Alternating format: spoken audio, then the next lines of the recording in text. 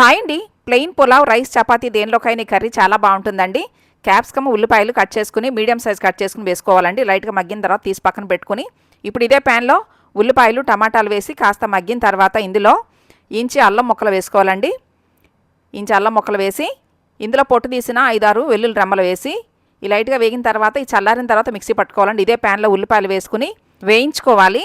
ఇప్పుడు మిక్సీ జార్లో కొంచెం పెరుగు వేసి మిక్సీ పట్టుకోవాలండి. మిక్సీ పట్టుకున్న గ్రేవీ ఉల్లిపాయల్లో వేసి కలుపుకొని రుచికి సరిపడా సాల్టు, కొంచెం పసుపు, 2 స్పూన్ల కారం, కొంచెం కసూరి మేతి వేసి కొంచెం గరం మసాలా వేసుకుని అంతా కలుపుకొని మనం వేయించి పక్కన పెట్టుకున్న క్యాప్సికమ్, ఉల్లిపాయ ముక్కలు వేసుకుని ఇప్పుడు మిక్సీ జార్లో కొంచెం వాటర్ పోసుకుని ఈ కర్రీలో పోసుకోవాలండి.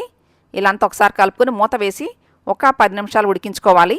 ఇలా ఉడికిన కర్రీలో లాస్ట్లో కొత్తిమీర చల్లుకోవటమేనండి. చాలా చాలా బాగుంటుంది. మీకు కూడా నచ్చింది కదూ? అయితే మిస్ చేయకుండా లైక్ అండ్ కామెంట్ చేయండి, సబ్స్క్రైబ్ చేయండి నా ఛానల్.